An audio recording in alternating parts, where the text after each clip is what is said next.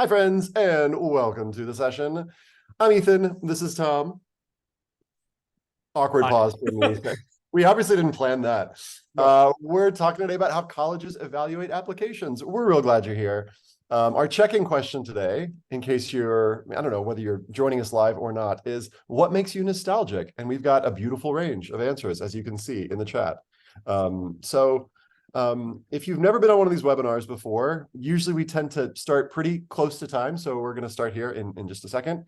We want to share just a couple PSAs of like things that are happening in our world. One of the things that we're really excited about is we have something called our Match Letters program. And our Match Letters program, let me just actually share my screen so that you can see more about what our Match Letters program is. And Diana, our awesome moderator, is going to share a link. Our Match Letters Scholars program, we pair students who are from low-income backgrounds with awesome counselors who are, sort of standing by, ready to, to help students with their essays and applications. We've paired, I think, about 500 so far this year. We're hoping that we get to 600. So if you are a student who would like support, the application is there. It's at collegeessayguy.com/matchletters. Or if you're a counselor who's like, I could help one student, we would love, love, love, love to have you. So again, all you just do is scroll down, click counselors, click learn more, and voila, you'll get to the application. We'd love to have you. And what else is going on? We've got a course coming up. Oh, let me just move to this one. We've got a course next week. I'm leading a course on the UC personal insight questions. This is a course where I'm going to walk you through pretty much all the things you need to know on the UC PIQs, as we call them around here. And the best part is that it's pay what you can, as all of our online courses for students are, and most of our courses for counselors, which means there's no financial barrier to joining. We'd love to have as many of you as possible. And it's me saying I would love to have as many of you as possible. So if you're applying to the UCs, please come join me. In 2 weeks, you'll learn most of what you need to know, and I'll give you all the resources so you can write awesome PIQs, because those are due in about 8 weeks. So we'd love to have you. Another thing that a lot of people don't know that we do is we do like one-on-one like essay help and essay support. So if that's something that's interesting to you, we'll share a link in the chat with more. Tom, I'm going to let you take it away. Okay, sounds good. Thanks, Ethan. Hi, everyone. My name is Tom Campbell. If you have not joined a College Essay Guy related webinar or program, welcome. And if you have before, you probably have seen my face. So I just came up on my 1-year anniversary of working with College Essay Guy as our community manager. Yeah. And prior to that, I worked in highly selective admissions at College of the Holy Cross, my alma mater, and Pomona College for a total of 6 years on the admissions side of the desk, as we call it. And then I also used to work as a college counselor at an independent school in Seattle, working with students and families who were applying to various colleges instead of crushing dreams. But in the spirit of crushing dreams, we're going to talk a little bit today about how colleges evaluate applications and really kind of garnering both my own personal experiences with having done this for several years, as well as a few examples of how different other institutions beyond the ones that I've worked at also evaluate applications. So that's really going to be the goal of today. If you have attended a previous course with me, the Applying to Highly Selective Colleges course, we just wrapped it up this year. It was last month, and it is available as an on-demand recording if this is a topic that's of interest to you. But apologies if you went to that course, you may want to like step out. There's some new things I put in here, but there is a lot of content from that I'm leveraging for this webinar. So without further ado, let's get right into it.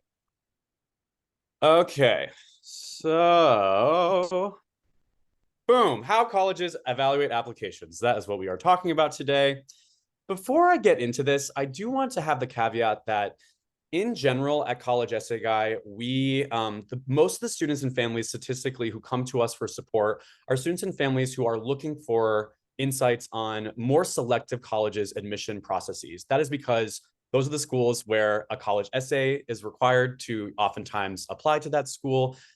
These are also often the schools that have supplemental essays that are college-specific writing samples that students will craft. So that's just a disclaimer that I want to put out there from the beginning is that a lot of kind of what I'm sharing is more insights about the admission process at schools where decision making is more pressing and there are far more qualified students that can attend versus what the students or who actually ends up enrolling.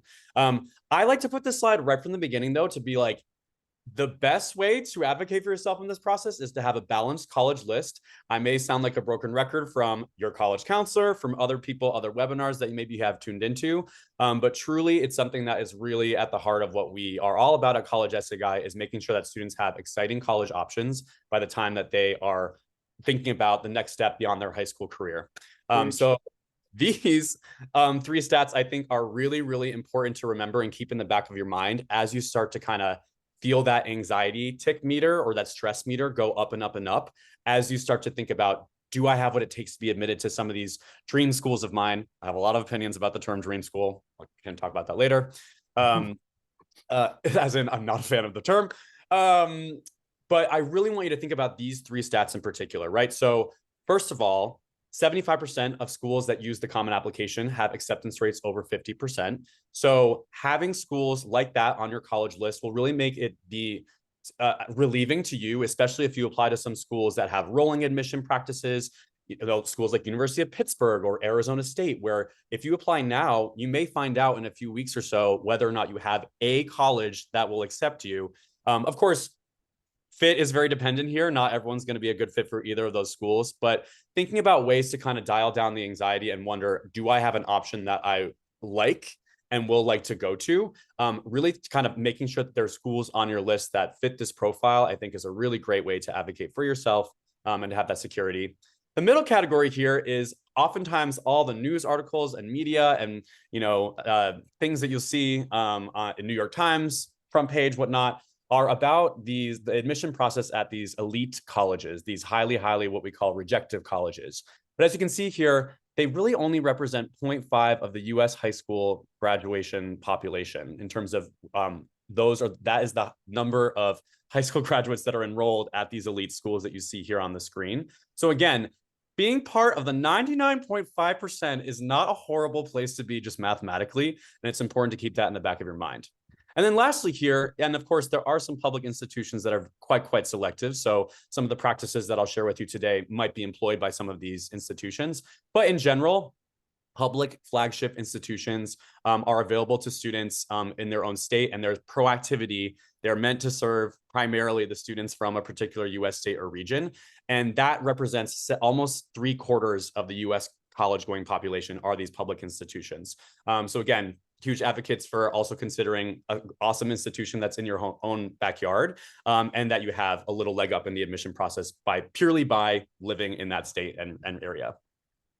Okay, with that out of the way, I do want to kind of go into some common questions that when an admissions officer is reviewing your file, there are, I'd say, a good thing to think about is the question that they have in the back of their mind when they're getting to the different components that are a part of your application. So this slide here is kind of really meant to just underscore what an admissions officer is thinking when they are looking at all the different components that are part of your application. So all the things that you see here on the screen are typically, are oftentimes, especially the boxes that you see in blue, are oftentimes not required, especially additional information is not required. It's part of your Common App. But these are typically core elements of a college's specific, the holistic review component at a selective college. So in general, when you're wondering kind of like, gee, what is an admissions officer thinking when they're looking at these various components? These questions that you see kind of here on the screen really do, I'd say, encapsulate what an admissions officer has in their mind. So the first one here is your academic record. And we're going to talk a lot about this as we go along. But essentially, the biggest question that an admissions officer is asking when they're looking at your transcript, the classes that you've chosen, the grades that you have, your school profile, which is a document that has information about your school's grading scale, what type of curriculum is offered, whether that's an AP curriculum, an IB curriculum, no curriculum like that at all. They essentially kind of want to know this big question, which is what was available to the student and what did the student leave on the table? And that's kind of going to inform essentially how an individual student in an admission process stacks up in terms of their academic candidacy. And remember, it's very school specific. So there's no scenario where two students from completely different high schools are being compared using the same metrics, because again, it's very much based on your own school context and what's available to you as a student. With recommendations, the real general question is essentially, how does the school see the student? So picking recommenders who know you the most, I'd say, comprehensively, especially if they're from core academic subjects so English, math, social studies, history, or a language course. Those are often the recommendations that provide the anecdotes about students' intellectual curiosities, how they operate inside a classroom. Are they like the bridge builder student that's bringing everyone together? Are they the dissenter who's always kind of bringing really exciting, contrasting opinions and is bold and brave and voicing that among their peers? Are they the one who's like setting up study groups after school? Anecdotes like that are things that if you have a teacher that you feel like really can, communicate that about you, it might be a good person to ask for a recommendation letter for your admission process. And for the counselor is kind of like, the way I describe it is the counselor is kind of like the secondary source compiler. They're kind of putting together testimonials from you as a student through your junior questionnaire, meetings with you, comments from maybe your advisor or your homeroom teacher, from your parents. And they're kind of essentially writing a summary about who you are, maybe any circumstances related to your personal or academic journey, and what you're excited to contribute to a college campus. That is what the admissions officer is going to be thinking when reading through a counselor letter of rec. Not all counselors, not all teachers, depending on the school you're coming from, are going to be able to know students as in depth and as in that level of detail. So that's also an important caveat that I'll clarify as we continue on. With activities and honors, the biggest question that an admissions officer is asking is, what does the student do with their time beyond classes and why? This is the part of the question that doesn't always get answered by as many students. And I want you to think about kind of folding this into your application process in some way, shape, or form, whether that's through supplemental essays you may be writing, whether it's through the, albeit admittedly very short 150 character description that the Common App allows you to include. It is a good idea to kind of get a sense and try to communicate somewhere in your application why you have decided to spend your time doing what you're doing, and showing that in kind of some reflective capacity, as opposed to just a list of all the things that you've done, because lots of students who are applying to these schools have lists of things that they've done, but not as many students are kind of articulating why that's important to them, what they've learned from it, and how they hope to transfer those skills, qualities, values, and interests to other areas of their life or to their college campus. Speaking of skills, qualities, values, and interests, great segue for the purpose of the personal statement, which if you've attended anything that College Essay Guy has put on, I'm sure you have heard that phrase before, and it truly is, I'd say, the lens and the question that's in the back of the mind of the admissions officer reading a personal statement. For supplemental essays, I forgot to include it on this slide, but I do have a few examples to kind of show you what those look like. But essentially, as opposed to kind of a broader narrative of what you're bringing to all colleges that you apply to, your broader skills, qualities, values, and interest, supplemental essays are designed to establish your fit for a particular college or university. I'm going to talk a lot about fit through this webinar, and give you an example and actually a chance to kind of vote on two different supplemental essays and whether or not you think that the student's doing a good job of demonstrating their fit for the college that we'll be evaluating for. For additional information section, this is something that is an optional part of your Common App, and it's something that if you have had, for example, you were sick, you had a drop in grades, you had to move a lot, so it really impacted the courses that were available to you. There were a teacher that left your school that was teaching your favorite AP Chem subject that you wanted to take as a senior, but you couldn't do it anymore. Those are kind of extenuating circumstances, contextual circumstances that an admissions officer reading through your file may not know if you don't disclose it to them. So the additional info section is really a space to expand on some details that you feel like are being a little shortchanged or aren't getting kind of their time in the sun in the rest of the parts of your application, or to explain some of these extenuating circumstances that may cause the admissions officer to wonder about dips in grades, course choices, things that, again, a person who isn't meeting you face-to-face won't know that kind of backstory. So giving a window into that, into the additional info section, is a great call. And then these two boxes that you see here on the side, they're in gray because these are not taken into account at all schools, but at some schools, these are parts of the application process and review that do come into the conversation. So at some schools, demonstrated interest is something that's a part of, it enhances a student's candidacy. So doing an interview, visiting the school, doing a webinar, things like that. And the question that the admissions officer is really kind of wondering is like, is this student interested in going here? Or are they just throwing in an app kind of randomly? We call those like ghost or stealth apps when there's no kind of like background as to why the student is applying. The way to know whether schools measure demonstrated interest is to go onto the common data set. The section C7 gives you a sense of all the different application components and how they're evaluated at different schools. So that will give you a sense of whether or not this is something that actually enhances your candidacy. And then with financial aid, the reality is that the vast majority of colleges in the US are need aware, meaning that finances do come into the conversation at some point in the admission reading process. Most schools are limited in terms of how many students they can admit who are what we call full need students, or students who have high EFCs, high need. Particularly if you're an international student tuning into this webinar, I want you to be really mindful of affordability and selectivity when it comes to your own process. Ethan is very familiar with all of our resources for international students, so he can drop those in the chat and the follow-up email as he sees fit. But that is something that also does come into the conversation at some places. But the overarching question that no matter what school an admissions officer is working for, selective or not, the biggest question that they're asking when they're looking at all the components, not just individually, but just as a collection, is there evidence of fit for our school and our institutional priorities? Institutional priorities is a term that you may have heard before if you've attended previous college essay guy sessions, but essentially what this refers to, we also have a lovely YouTube video, 12 minutes long, featuring yours truly. So I'm gonna do the TLDR version of this, and you can get the 12-minute version if you'd like. Similar to Taylor Swift's All Too Well 10-minute version, but not quite as iconic. So institutional priorities are essentially kind of a laundry list of directives from the college's leadership that they tell the admission team at a particular school to keep an eye out for as they're evaluating applications. So some of the things that you see listed here on the screen are these are going to ebb and flow and be different from college to college. So it's really difficult to know, for example, if you don't always know if the state that you're coming from is bringing geographic diversity as much to a particular college or university. You may know that, you may not. But all the things that you kind of see here listed on the screen, so students who bring athletic talent and are recruited to play on athletic teams, students who are legacy students at some colleges and universities, that does give them a bump in the process. Students who are artists, musicians, they are act in plays, thespians, they're dancers. They may submit an optional portfolio to some of these schools and get a high rating, which can enhance their candidacy in the admission process, especially if they have clear talent that fits in with the college's own orchestras and music ensembles, things like that.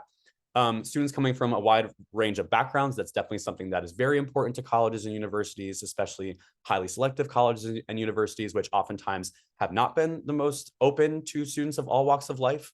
And academic interests at some schools, that does play a huge role in the process behind the scenes.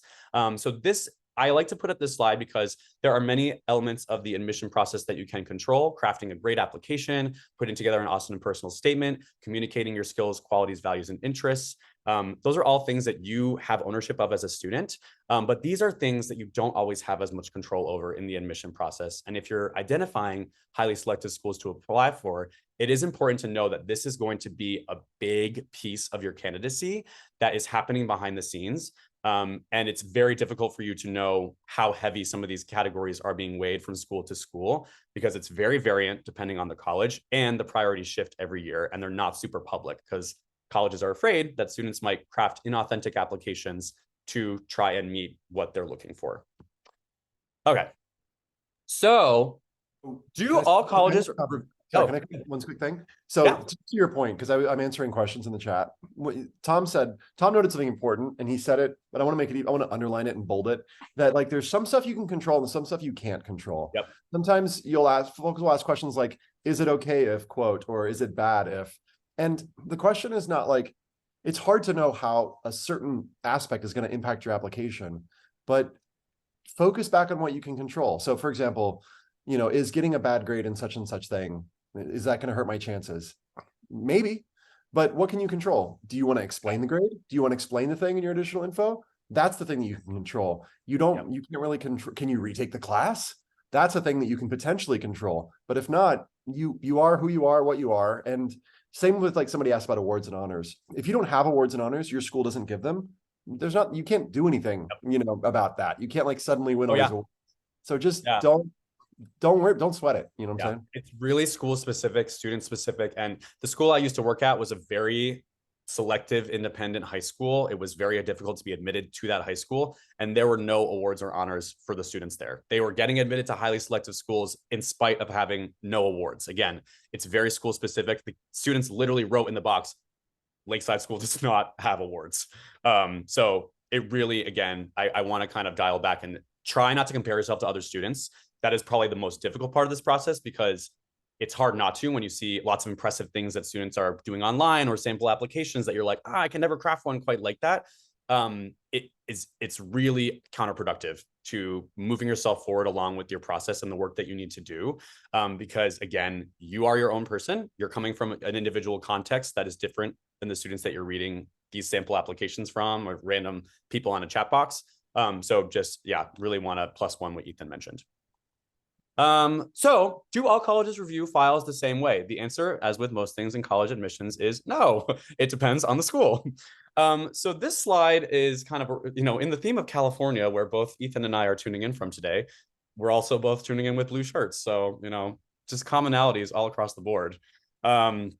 So these are 4 different California colleges. And this slide is kind of just meant to underscore that there is no one size fits all reading process and application components from college to college to college. So as an applicant, it's important to be mindful of kind of how different schools, and it's usually pretty readily available on their website about the things that they require, the policies that they may have. Sometimes pieces about the reading process are not quite as clearly written about. But for example, looking at the University of California system, they don't look at test scores at all. They're completely test free.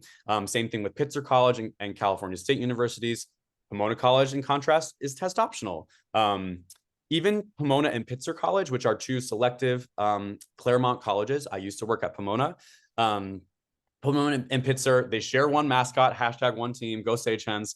But even in their admission process still has differences that depend on the individual mission and culture of the individual colleges. They're both small liberal arts colleges. You can take classes at either of the different campuses. In fact, at the Claremont colleges, there's 5 undergraduate schools. So the other 3 are Harvey Mudd, Claremont McKenna, and Scripps. And you can take classes at any of these 5 schools. They're very similar in almost all the kind of brochure level details, similar size, similar majors, all liberal arts. They have study abroad, they have research, but their admission processes and even their requirements are different from college to college to college. So I just like to underscore that point about even in the same 1 mile radius in this kind of collaborative system of undergraduate colleges, you're still going to find variance. And a lot of that comes from institutional culture, institutional history, the way that a school has done things, and the priorities that are in play at that particular place. So let's see. Next one here. I also wanted to underscore that at some colleges, the reading process and the evaluation process takes into account program and this actual academic division that you're applying to more than at other places. So there are many schools where there isn't a huge difference in terms of the major that you're applying to. I'd say increasingly in today's landscape, more highly selective schools are tending to see a larger correlation of students coming in with some ideas of what they like to study. Again, I'm not saying you have to have this fully figured out. You can apply undecided, but I would encourage you to think about kind of academically what you're leaning towards, what your curiosities currently are at this point in time, because that is oftentimes a part of the conversation at many of these schools. But for a place like University of Illinois, Urbana-Champaign, they're really great about being very transparent about the different admission rates for different programs and majors and different populations. So for example, the acceptance rate overall for students from Illinois, where this is a public institution, they're meant first and foremost to serve students from Illinois, but they also have students from different states and regions of the world coming to study there as well. But the acceptance rate is going to be different because the institutional priority, first and foremost, above everything, is that this is an institution for this particular population more than anyone else. And you'll see as well these difference in acceptance rates between different schools and programs. So again, some schools are going to be really open and honest about this and be really transparent. Other schools, you may not know as much about how heavily your academic program choice may be coming in. It doesn't mean that you should guess what a school doesn't have as many of, and put an application that relates to that. Because again, all of your activities, the things your teachers are talking about, things that you've done all throughout high school typically are going to be leaning towards something a little more about what you actually have an interest in. So it's difficult to have documented interest in classics if you have never opened up the Iliad, right? Classics book, if you haven't read it.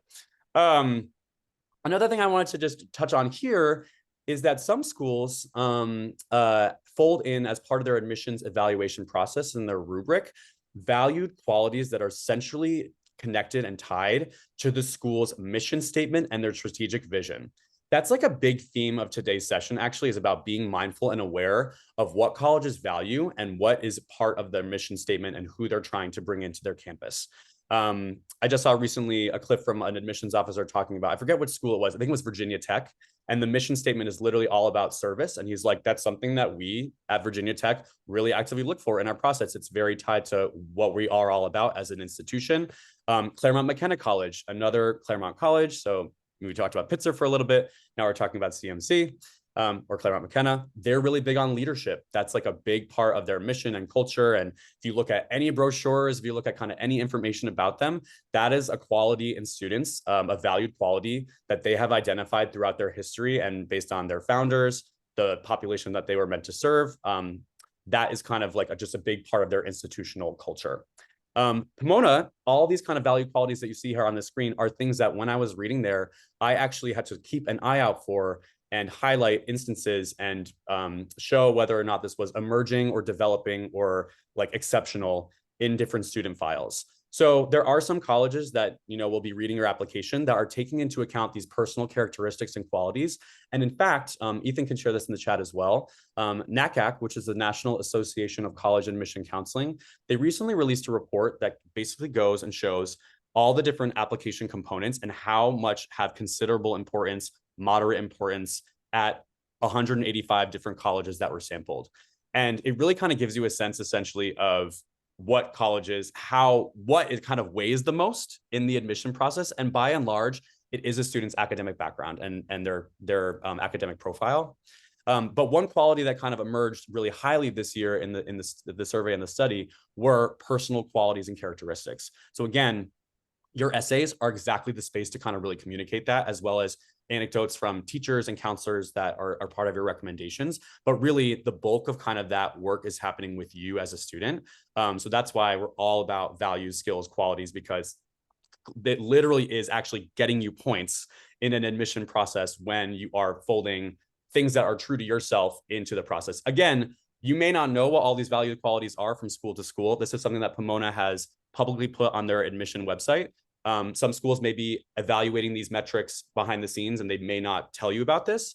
But again, this just gives you a sense of kind of those qualitative sides of what you bring are still being folded into the conversation for students. This was actually just released, and I'll have either Diana or Ethan put in the chat, but just yesterday, there was an article in the Seattle Times about a student at University of Washington who was able to get a note of the internal transfer admission rubric for students who are currently enrolled at the University of Washington and want to transfer into programs and schools that are particularly popular, one of which is the School of Computer Science, the Paul G. Allen School of Computer Science and Engineering. So this is not for first-year students, but I wanted to show this on the screen to give you a sense of most admission teams that are reading files have a rubric and kind of give shorthand ratings for students for different parts of the application. And this is something that basically, this is exactly what UW is saying, University of Washington, that's what the kids call it, go Huskies, is saying that these are areas that are essentially, they are looking for when they're evaluating your file, and the readers of the applications are specifically giving you a numerical rating for some of the different components that you see here on the screen. The thing that I wanted to note though, and the yellow area that you see here on the left should technically be on the right, but I couldn't quite fit it into the box, so I just noted it in yellow.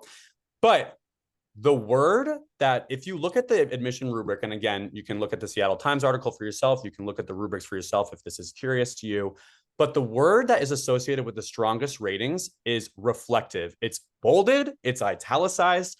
The admission team at University of Washington School of Computer Science is telling the readers this, when a student is reflective about their academic history and what their future goals and what they're hoping to accomplish based on prior experiences. When they are reflective about how they've committed, when they've committed to their community, what that looks like, they are giving themselves, they're giving you more material to show that you have critical thinking skills. You can look back on your life and the things that you have made choices around and are reflecting on essentially kind of how that has shaped who you are as a person and how you want to take that into your life and this next chapter at whatever college or university that may be. So just wanted to kind of point that out because, again, I think this is really, really, that reflective element of the college process can seem maybe tedious or unconventional to students. It's something that we're really big about at College Essay Guy. But truly, after reading thousands of applications, students who are able to do that and kind of show a level of depth beyond I do X, it's fun, are going to be the ones who are showing a little more of that critical thinking ability that many of these schools and that curiosity that many of these schools are looking for in students. So on the spirit of mission and reflectiveness and values, I want to do a little interactive part of the session. So we're about halfway through, so that's perfect timing. But essentially, I'd love for you all to take a look at this sample prompt. We're going to look at two different examples of how two hypothetical students wrote the answer to this supplemental essay prompt for Harvey Mudd College. So the prompt is, in 150 words or less, describe how your academic and or personal goals align with the community, culture, and or curriculum of Harvey Mudd College. So you as an applicant may be putting together your college list, and you may know that there are lots of different colleges or that are asking supplemental college-specific essay questions that are just for that particular college. So this is an example of, this is not an actual prompt for Harvey Mudd, this is just a simulation. But this is just to show you kind of how these prompts typically tend to go. And again, the mission of the school, it influences the way that the admission readers are actually evaluating candidates. They're looking for students who are a good fit based on the mission statement that they have, the qualities that are listed there, and the strategic plan. If you actually look at any of our supplemental essay guides at College Essay Guy, we have about, this is a plug in the chat for this, but we have actually about 80 or so, I would say, college-specific supplemental essay guides with examples, why they work, how to go about it. At the top of every single one of those blogs, we always tell students to look at the mission statement and strategic plan.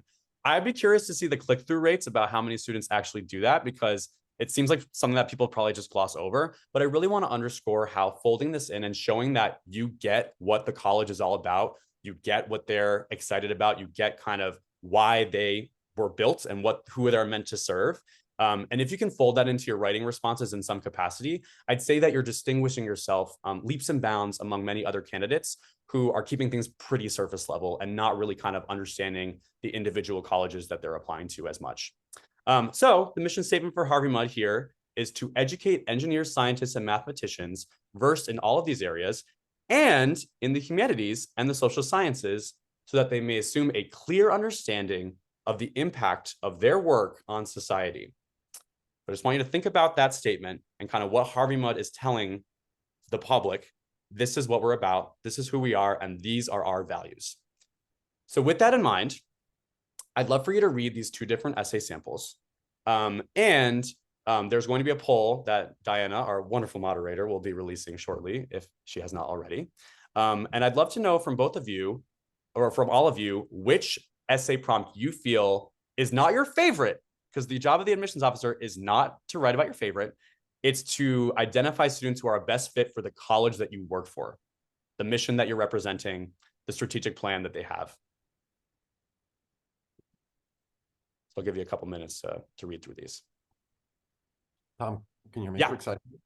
I think at the end we could do the form and do a book giveaway. I think that might be kind of fun. Sweet. I'll post the form to Diana, and Diana can pick somebody.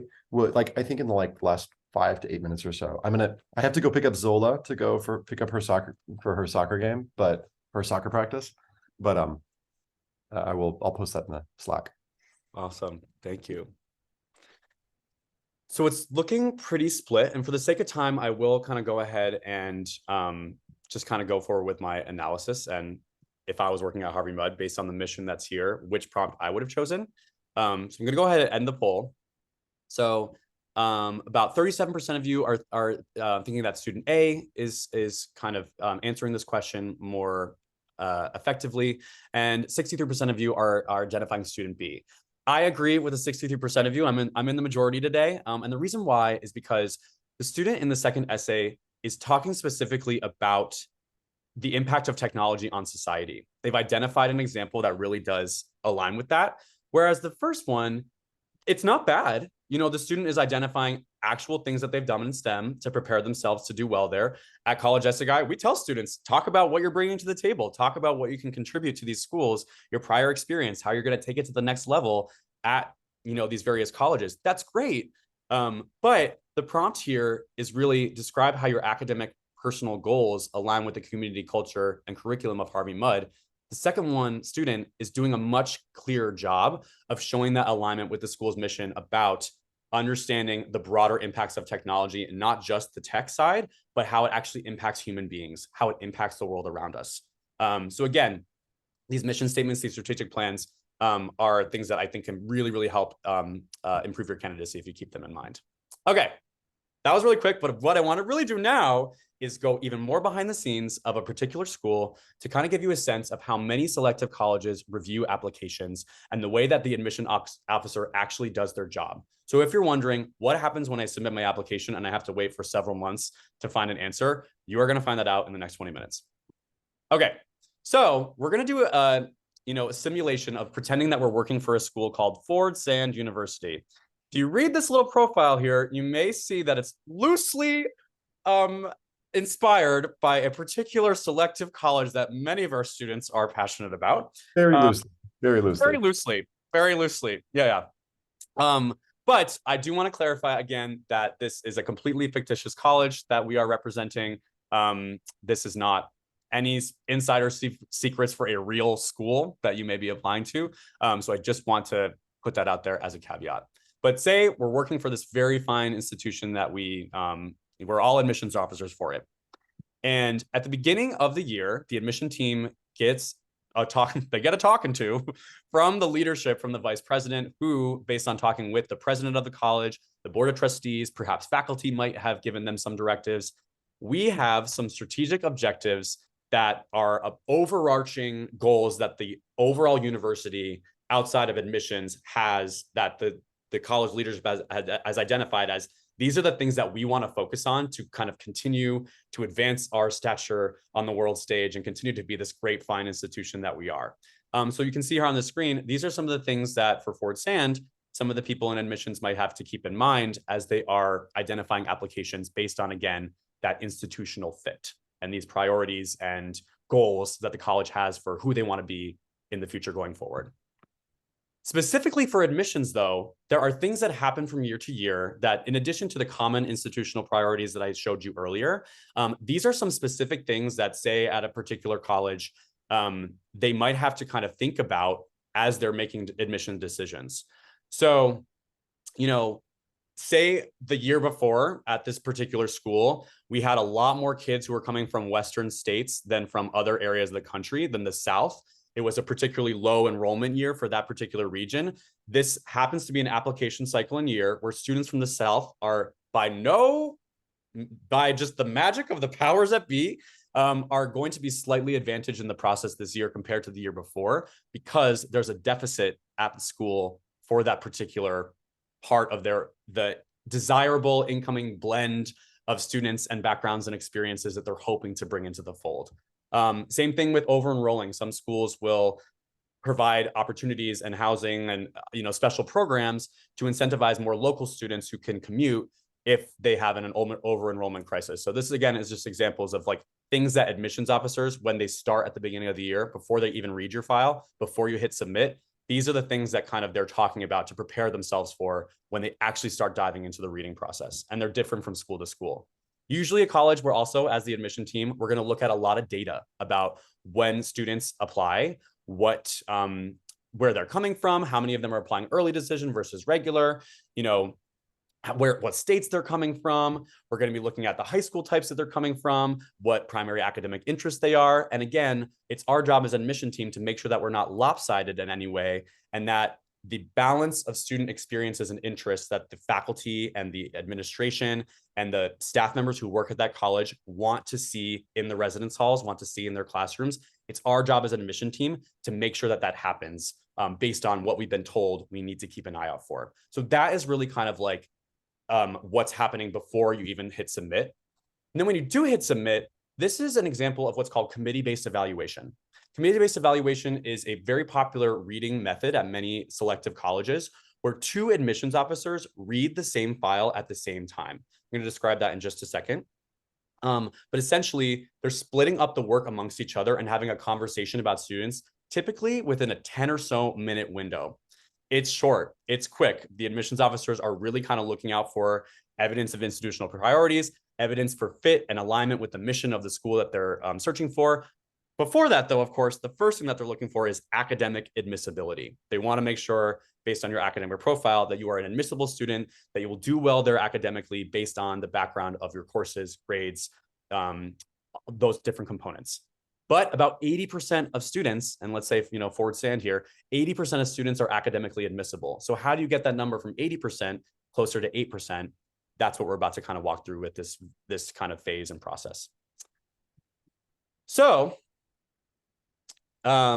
when the files are submitted, they're basically sorted into what's called an admissions officer's queue. A lot of admissions officers use a reading software and application management system called Slate. It also has information about like webinars you've attended, campus visits that you may have gone on. You have a timeline basically of like emails that students have clicked. So the system is very powerful and knows a lot about essentially students in the application pool and different touch points. But each individual admissions officer is responsible for, and not all schools use territory management. For example, I was just talking with admissions officers from Carnegie Mellon, and they said that they don't actually use this system at Holy Cross. Admissions files were sorted by alphabetical last name. So I read W, X, Y, and Z when I was working there. But most schools, I would say, territory management is kind of the most common way to sort files based on individual staff members. So say if, I'm an admissions officer at Ford Sand, these green states that you see here on this map, these are my territories. These are the regions of the US that I'm responsible for covering. And so I'm going to be the primary reader and evaluator of these applicants with insights from the rest of my colleagues on the admission team throughout the different phases of the reading process. So a territory manager, you may be wondering kind of like what that even means. But essentially what that means is that there's typically an admissions officer who is responsible for the state or country that you're applying from. It's that admissions officer's job to understand the curriculum that's offered there. So for example, in Washington State, many students take what are called running start classes. Those are community college classes offered through the public school system for high school students. Other states have different special academic programs and nuances that it's the job of the individual admissions officer to know that. High schools provide information through their school profile and through other metrics about what curriculum they have, what a high GPA is for a particular school. So again, the admissions officer is very well aware of if your school has a really hard grading policy and getting a 4.0 there is much more difficult than the school down the street where all the kids have 5.0s. They know that. So literally don't even worry about that because that doesn't come up in conversation. It's just based on the school that you're applying from.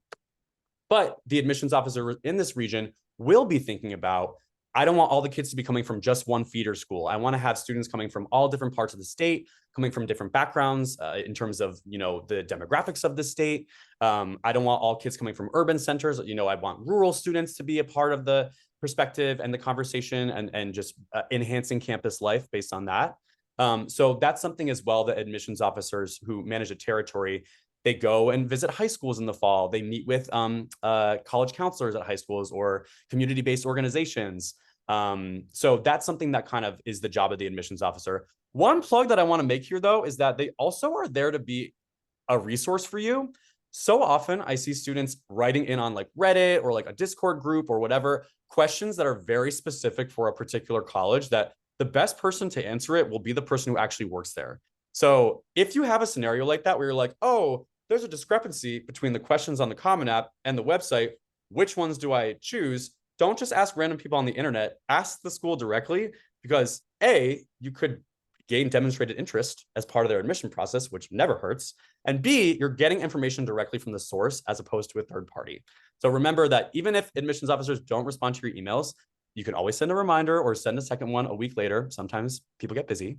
Or you can also send things to the general admissions at insert college account and get your information and your clarity from the college themselves.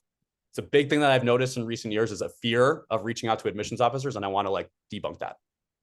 So the files are sorted. I, as an admissions officer, I have all my kiddos from my different areas, and now it's my job to kind of understand, okay, who's going to get in. So during the reading phase, which is going to be for about several months, admissions officers who practice committee-based evaluation are going to be dividing up the parts of the file between two different admission readers, the driver and the passenger. And it's up to these two individual admissions officers to admit, waitlist, or deny a student preliminarily, right? Because there's a full committee conversation for students who are tagged with admits and waitlists. And again, this is one school's process. This is an illustration. As a way to kind of know, you still kind of have to whittle down essentially each phase of this process. It's a funnel. You're getting small, you have to chop, that sounds harsh. You have to trim down smaller number of students to bring in the number that is healthy and comfortable for the admission enrollment team, because they don't want to over enroll and have too many kids and not enough beds or classrooms to put them. So that's really the overarching job of what the admission team is doing. So in terms of kind of reading through the actual file during this 10-minute conversation, at this fictitious school, the driver is going to be that territory manager. They're the person who kind of knows the academic offerings, the particular high school. They have school history, so they see applicants from, Cathedral High School, where I was from before. I'll see kids from the past few years and what types of classes they've taken, what's a high GPA for Cathedral, what's a high course load for Cathedral. All of those things are going to be what the driver is really factoring into their admission process. They're really focusing on that academic admissibility, that 80% piece of the conversation. Whereas the passenger is someone who's kind of like the celebrity guest on the file. They're there kind of focusing on the more qualitative side of things. So the essays, the common application, the activities, supplemental essays that a student has written, and they're trying to help voice. So the two admissions officers are having a conversation at the same time, and they're voicing things like, oh my gosh, the teacher rec is glowing about this initiative that they started about bringing, pride gear to a whole sector of their city. And the driver or the passenger is like, oh my gosh, no way. The personal statement is all about that. It's such a cool thing. It's nice to hear about it in the student's own words. That is literally what is happening between the two admissions officers during this 10-minute conversation. Sometimes it's a little longer, depending on if there's like a thorny or complicated situation that they're coming across. But in general, that's kind of the goal for them to be able to read 60 to 70 files a day to keep up with the volume and keep up with the pace that they need to move students along. Then, after students are initially that conversation happens about them, the individual admissions officer who's responsible for their particular areas, they have all these kids that now have preliminary tags as admits or waitlists, and they still have to kind of bring in a smaller number to committee the conversation, because you generally can't bring, say, for example, I read files for Oregon, and last year I brought forward 30 kids that I wanted to recommend an admit for, and this year I'm trying to bring 100. There's no quotas for particular states or regions, but generally you have to kind of be somewhat in balance within reasonable range of the previous year. Otherwise, you run the risk of over enrolling for the overall college, and you would have to kind of have students, there would be a deficit from some other part of the world if you kind of are really coming in an unrealistic number of students that have an admit for the areas that you're responsible for. So when you prep a student, that's basically kind of putting together an argument for why the student should be admitted that you are presenting in a discussion setting for a committee group of folks. So this is an actual prep from a student who was admitted to a highly selective college. And the things that are kind of highlighted in yellow, there's a lot of acronyms on here that you may not understand, but what I want to just point out briefly is, we are short on time, and I'm happy to stay a little later just to answer questions and have folks feel like they got their fill. But I know that, Ethan, you have to head out, so I just want to be mindful of that.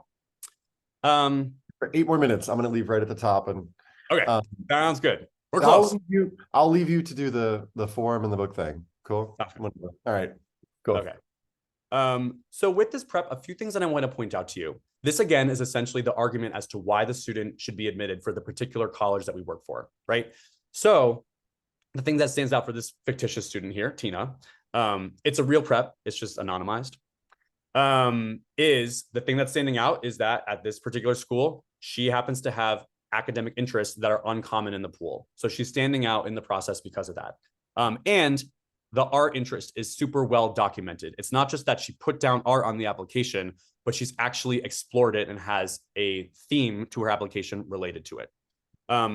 It says here, we don't do as much in this particular area of the state or the region. So it's nice to get geog. When what that means is that essentially the student is also coming from a zip code or an area of a particular state that is less commonly seen in the pool. The student has taken 8 advanced placement classes. Some of you tuning into the call may have taken way more than that. Some of you may go to high schools where there's no AP classes at all. The thing the admissions officer wrote is which is high at Bundy High School. Again, it's based on the individual high school's curriculum and load. So 8 APs per here is a strong course load. That's an academically admissible load. At some other high schools, maybe there are students who are taking 15 APs. I don't personally think that's necessary. But again, that really underscores the point about individual school context. CREC means counselor rec. So again, there's actually quotes and a summary of details from this counselor rec. The teacher rec, TREC is the same thing. Common App essay is CA essay. And this is just getting the admissions officer just kind of giving their general opinion of what they thought of the essay, what it was about, and the impression that it really stuck with them, which was really intellectual. So this is kind of essentially, because the institutional priorities in play are most likely that we need students from these, undersubscribed majors, we need students who are coming from less common parts of the state. That's kind of the rationale that the admissions officer has identified and is reading out to their colleagues in committee. So committee is where people read the statements like that, and all the admissions officers are on their computers moving through the same file while they're listening to that kind of like opening statement essentially about the student. And this is a time when some students this is kind of where, on the webinar, we kind of advertise like, what would be like red flags in the process? I wouldn't say there's as many red flags as people think that there are. But these are kind of some of the questions that might come up. Usually most of the admissions officers, because they understand the job at hand and they understand the students that they need to identify, regardless of the region or state or country, they are going to be asking themselves questions like, what got you to an admit? What was superlative enough? What was high impact enough? What was impressive enough that was getting you to that admit? Or what priorities were really influencing that decision that you had? So that'll be a question you get. For some highly selective schools, if students have multiple Bs, but they meet priorities, an admissions officer might bring them forward. And then people in the broader conversation might be like, hey, this academic record is actually not as admissible in our process, or they're missing a solid course, an academic course. Actually, in the prep from before, the admissions officer actually noted that there was no social studies class the 4th year, but they justified it essentially for taking another solid academic course instead. So that might be a question that comes up, questions around the academic background.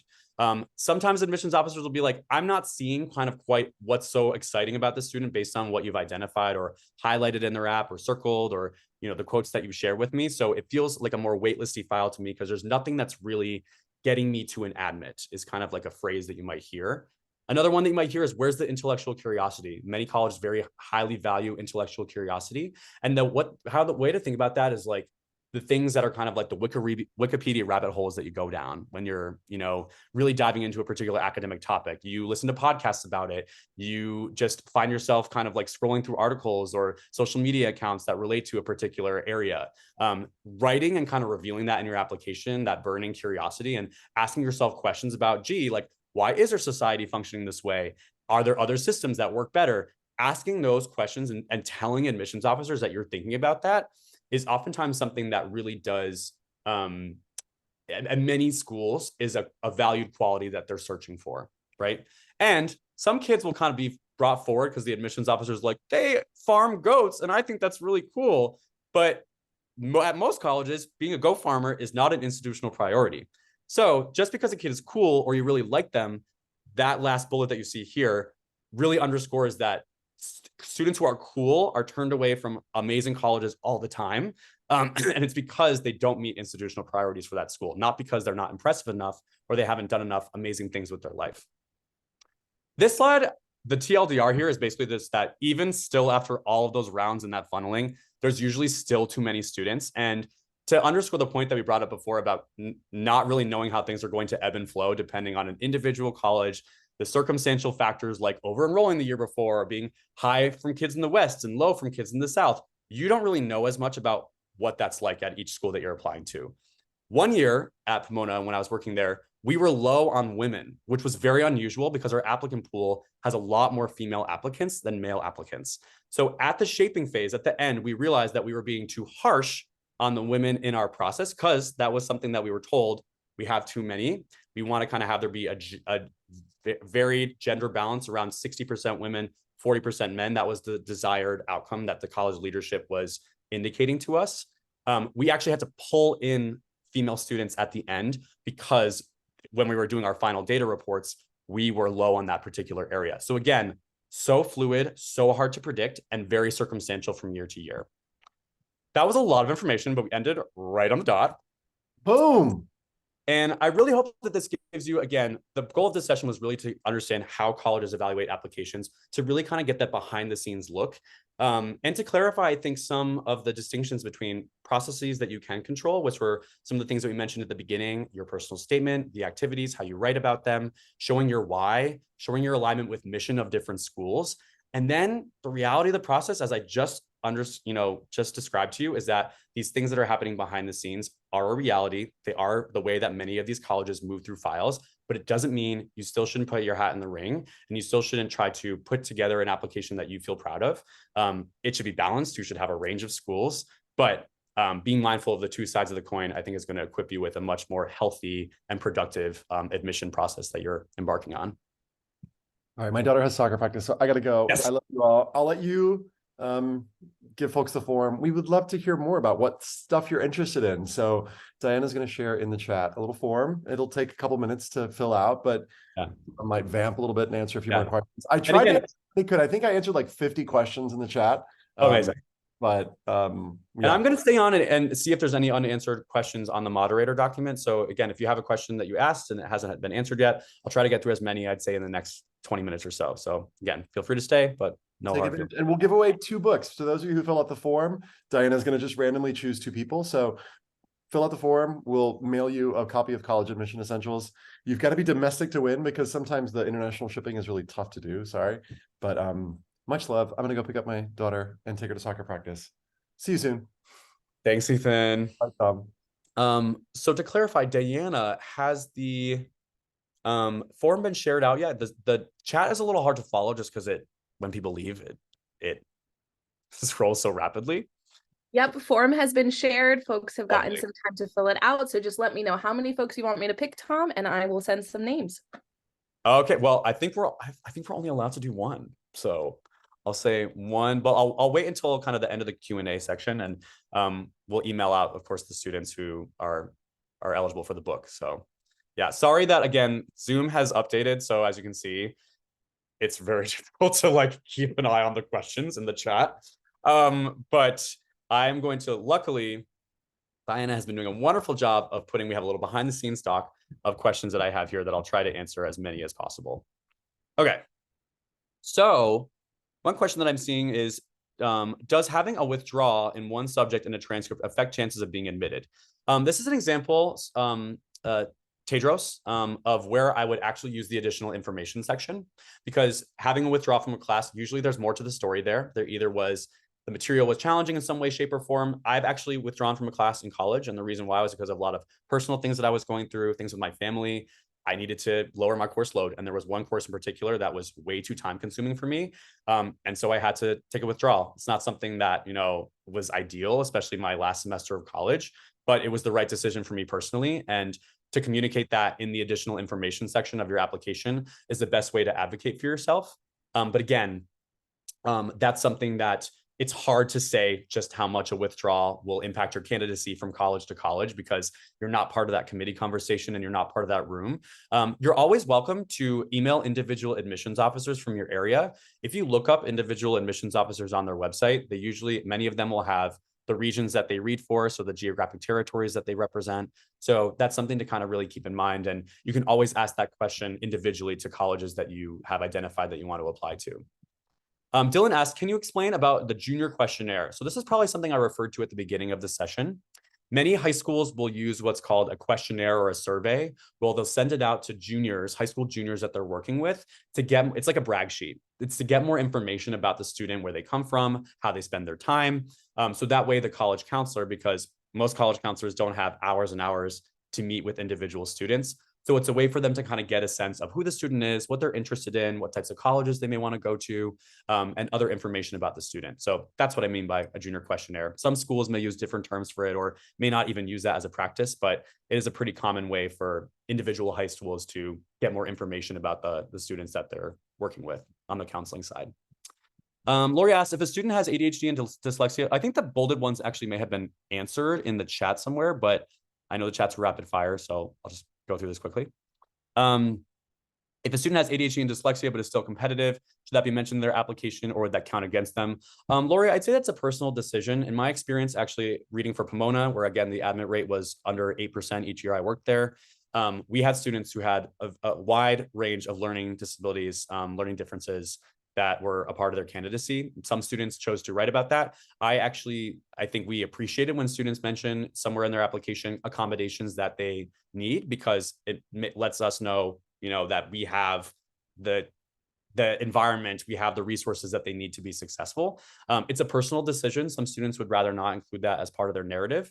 I personally think that it can be valuable to include information around that, but again, it's something that will be an individual personal preference. And I'd say just really kind of doing due diligence and research about individual schools and what resources they have in place in terms of academic support for students with learning differences. That'll kind of give you a sense of whether or not it's a school that's affirming and welcoming and has the support that the individual student may need. Karina says, it seems like the ACT and SAT being optional has distorted the usefulness of scores as only students with high scores are submitting. How much should we be stressing in students to take these tests? Karina, I'm a huge advocate of test optional. I think it's actually a really, I know it's causing a lot of ambiguity and nuance and I think some stress for individual students.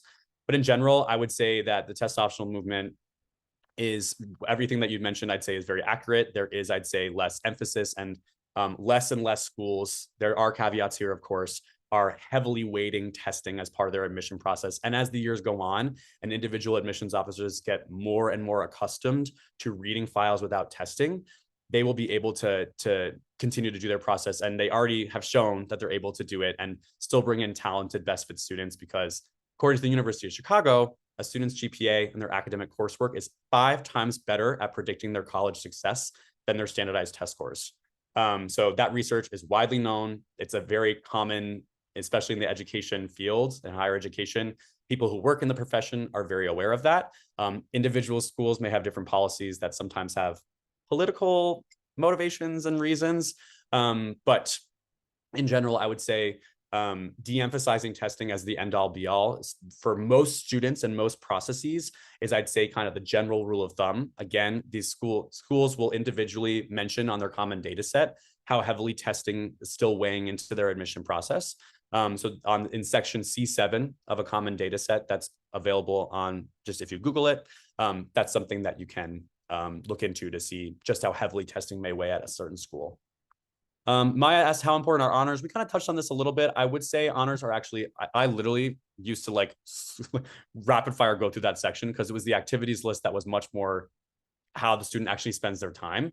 Honors sometimes can catch your eye, but in general, I'd say it's if that's not something you really have, or as part of your candidacy, there are amazing students who are being admitted with nothing in that box to all the most elite schools that are out there. So just keep that in mind. Where can we find out which schools consider demonstrated interest? Diana, great question. That is going to be, again, the common data set is the best place to do that. I also really like a website called collegedata.com because it kind of synthesizes the common data set in a more reader-friendly way. But each individual high school or college, excuse me, will publish a common data set that has numbers about their admission process, and particularly in section C7, they'll show you the different components that are a part of the admission process and how heavily they weigh at that particular school. Irvi says, can I leave a joke in the additional info section, or would that send the wrong message? Irvi, I'd say that jokes can be actually welcome in the admission process to some degree. I'd say to tread lightly. Of course, if it's like a controversial joke, in general, you know, being lighthearted and kind of having personality and humor in your application, especially if that's a core part of your personality, is usually actually more acceptable than students realize. It doesn't have to be super sanitized and quite as formal as maybe students may think. But I would say the joke would have to kind of really relate to what is pertinent to the additional info section, which is to elaborate and expand on extenuating circumstances, or elaborate on maybe really specific points of pride or individual research projects or activities that a student has been involved in that aren't quite as easily understood by the 150 character description. So that's something that I would keep in mind. But I wouldn't say I've seen a lot of jokes in the additional info section. It would have to be really attached to kind of one of those examples that I mentioned earlier. Someone also asked about ADHD diagnosis and additional info. Again, I kind of already talked about that. How accurate is the common data set for those requirements? I would say the common data set is pretty accurate from my experience.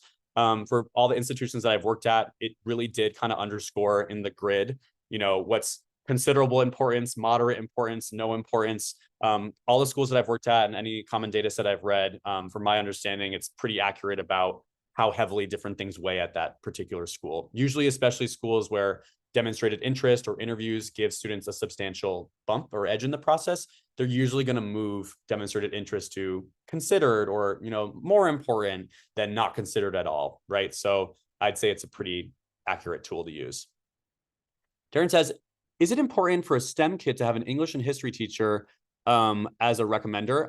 No, I'd say that's a big myth. You don't have to have for your teacher recommendations. They can actually be teachers even from the same subject from different years. I'd say core academic subjects is what's most important, and who knows you enough the best to write the best letter with the most detail, the most enthusiasm, the most anecdotes.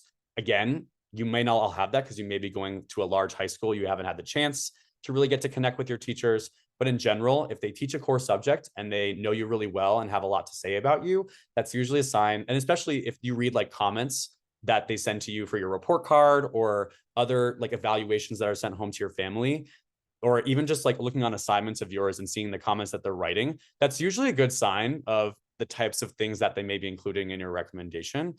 So no, I don't think you need to show that you're well-rounded by having English, humanities, and STEM. Sure, that can be nice, especially if you have good relationships with teachers across the academic spectrum. But I'd say what's first and foremost in terms of importance is the quality of the letter and how well they know you. And if it's in a core academic subject, I would say that's also advised.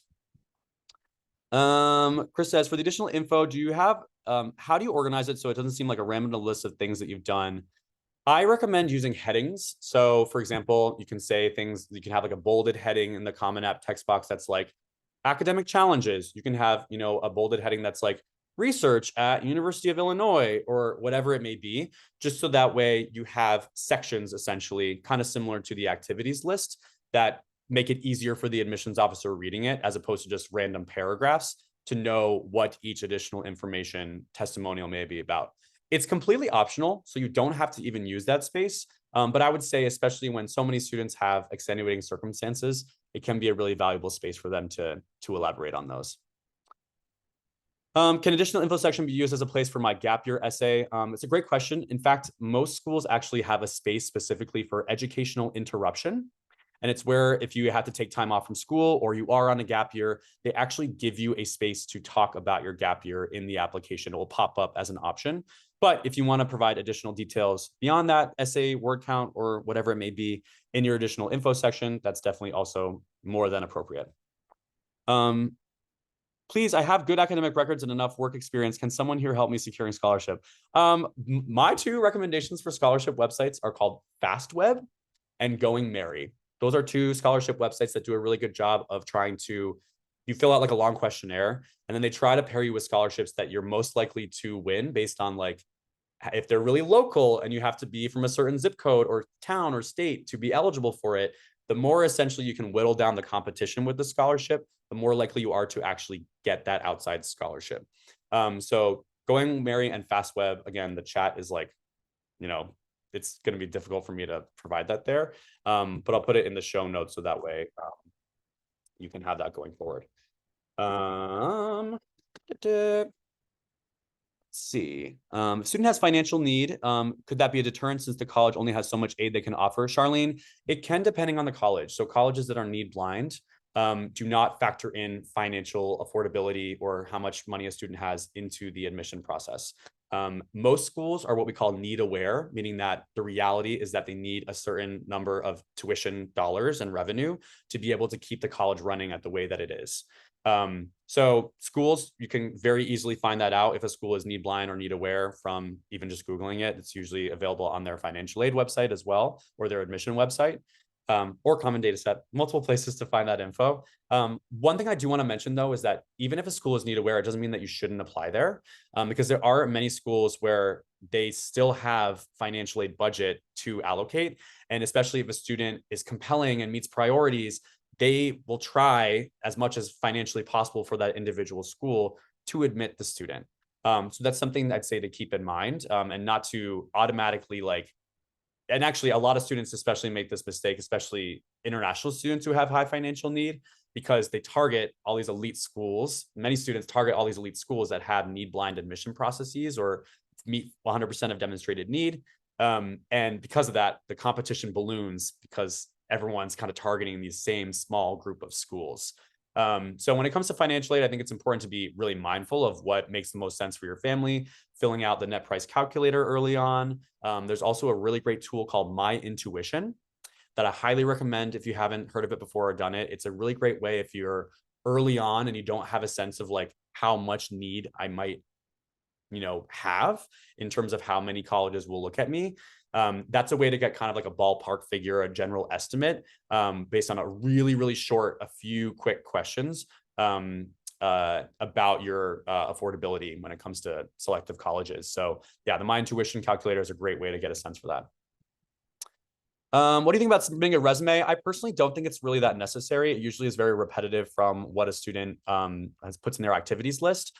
But again, if there's extended elaborations you have on there, or you're really proud of the formatting and the college is welcoming you to put it in, you're welcome to do that, especially if they are saying that it's recommended. I know the University of Texas system actually has an extended resume that's a part of their admission process that they recommend students to consider submitting. So individual schools will give you language about their openness to resumes and how, willing or able they are to evaluate those and fold those into the process. In general, I'd say a lot of extra stuff, just piling on more and more things, especially if it repeats stuff that's already in your application, isn't always that helpful.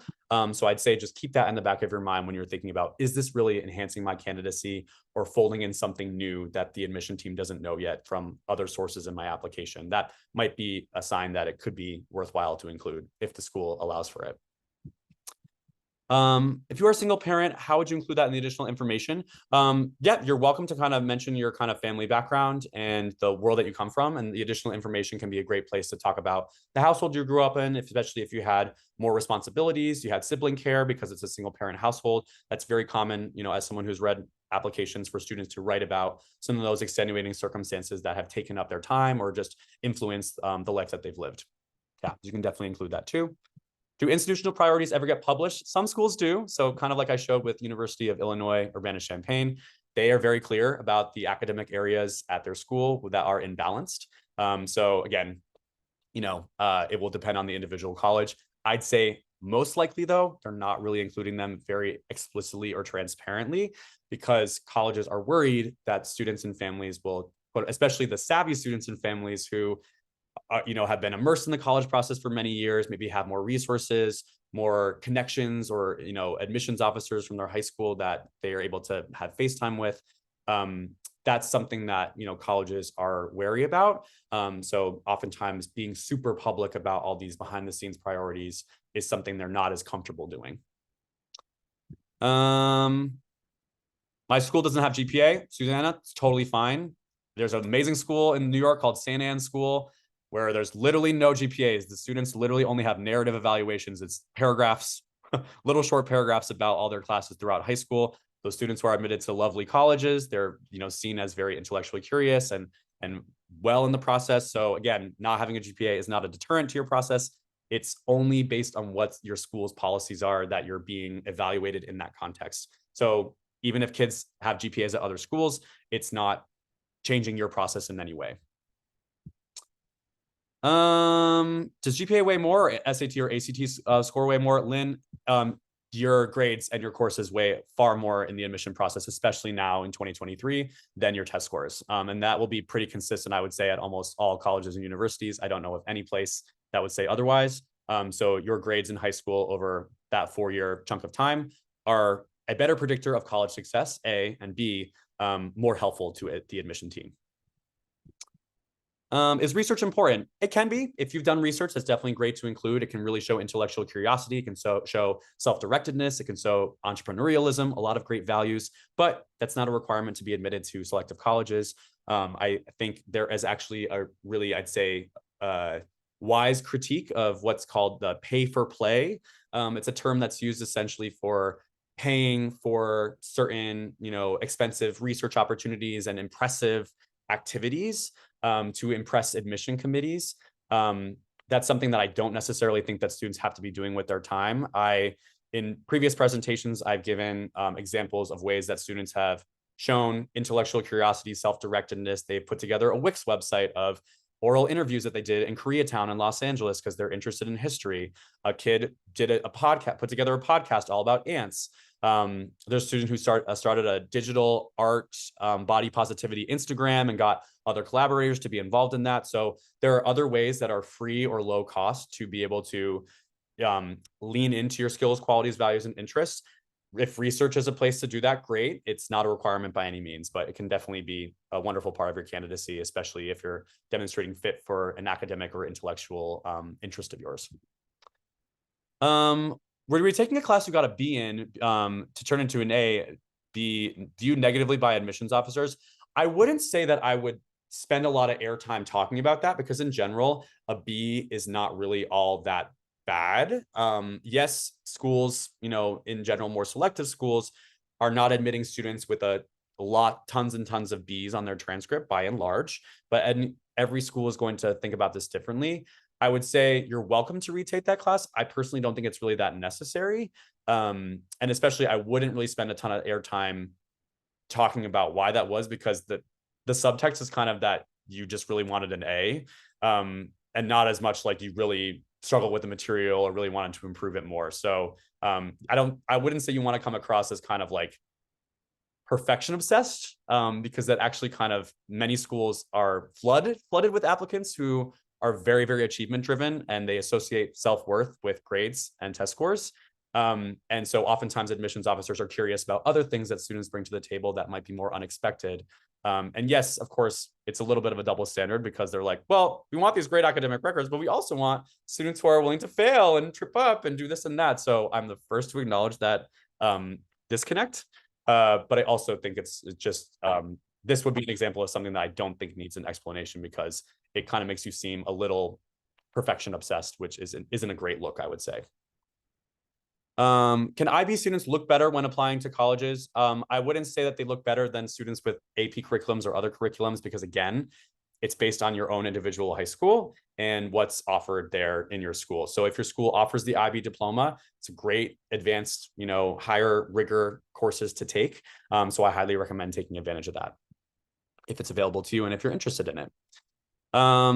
How do you know what your school is sharing in the school profile? You can ask your college counselor to look at the school profile that is available for your high school. So that way you know what's being said about you. If there's things on there that you feel like are omitted or, oh, hey, this actually course isn't being offered anymore because the teacher left, feel free to let the college counseling staff know. Usually most schools do a pretty good job of keeping that updated so that admissions officers know what's available to students, what students may have left on the table and didn't take advantage of. But yes, that's usually available on either your school's website or you can ask your individual college counselor at your high school for that document to see what's being said about your school. Magali asked about international students with financial aid. I'm going to include a link.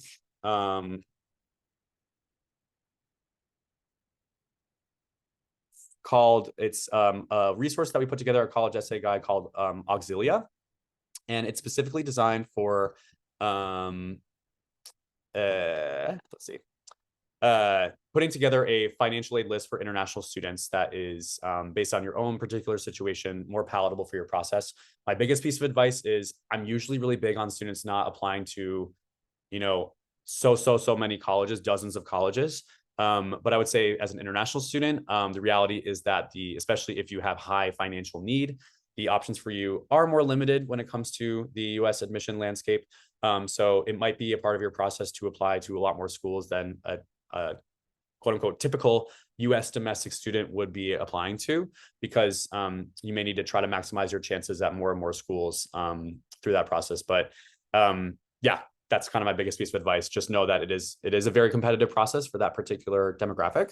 And just being aware of that reality, I think shouldn't deter you from applying, but should influence kind of the way that you go about your list, and ideally having in some options in there that are lesser intense admission standards to hopefully see if you can possibly get a scholarship there, or even if they don't meet 100% of need, maybe they meet 80 or 90%, perhaps covering that gap with an outside scholarship might make studying in the US affordable to you. I'd say considering all those options is a wise call. I said I would say for 20 minutes, so we're already on like almost a half hour, but there's so many questions. And I'm going to just try to scroll through and see if there's others that I can tap into here.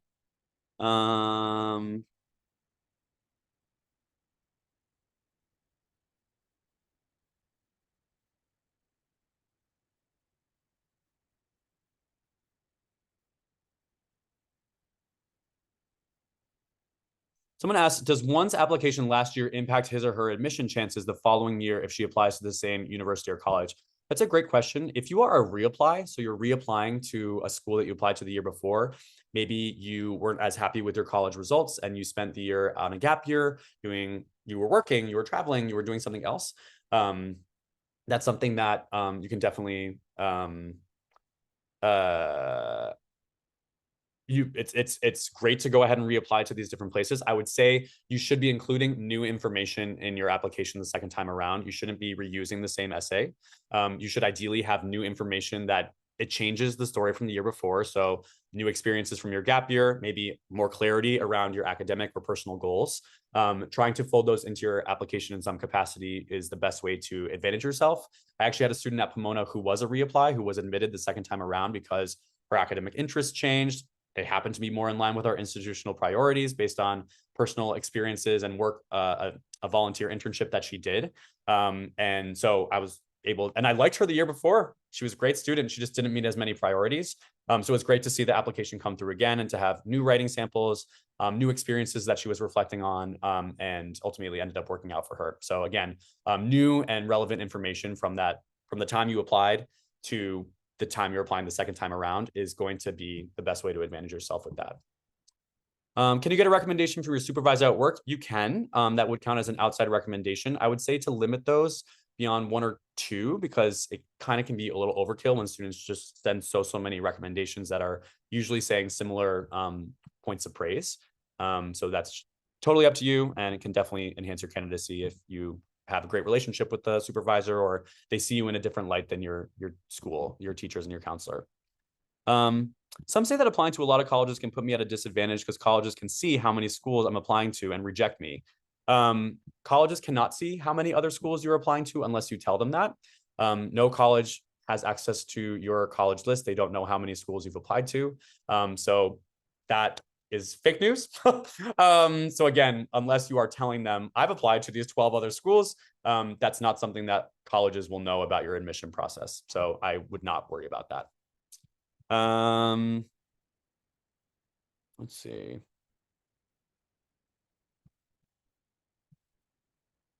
A couple more questions about IB, International Baccalaureate students. My biggest piece of advice would be to do the full IB diploma if you're able to. And usually, honestly, when I used to read files, when I saw an IB student and they were a full diploma candidate, it was an easy read because I wouldn't have to go through and count the APs and look at the school profile and look at what was offered. I would literally just write full diploma candidate and move on, especially if they had all A's. So if you're a full diploma candidate, it's actually a very, I'd say, like that's the maximum really amount that you can do. There's a little bit of variance about which subjects you can choose for HL, the higher level versus the standard level. I would say probably prioritizing those more core academic subjects versus some IB programs allow you to take like business classes. There are classes that are not considered core academic subjects. So English, social studies, or, social sciences, math, science, and language. Those I'd say are the ones to prioritize, just as you would if you were at another high school, an AP school or whatnot.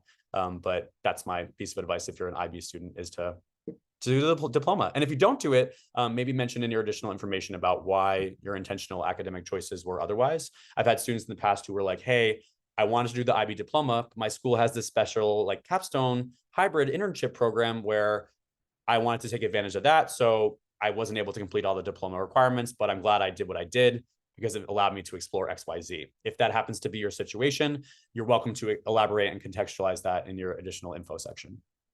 Yeah.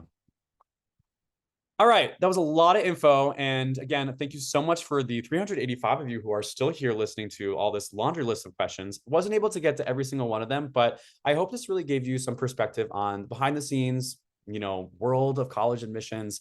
Again, it was one school's process that we kind of walked through, one hypothetical example, but it does go to show this admission process has lots of uncontrollables, but then also things that you can really fold into your process by putting together a great application, utilizing college SAI resources to put together great supplemental essays, and really kind of make them individual to the schools that you're applying to by knowing their mission, knowing what they're all about, and communicating why you're a great match for them. So best of luck to all of you in your processes. We look forward to seeing you on future webinars and sessions. And as we say at CEG, stay curious.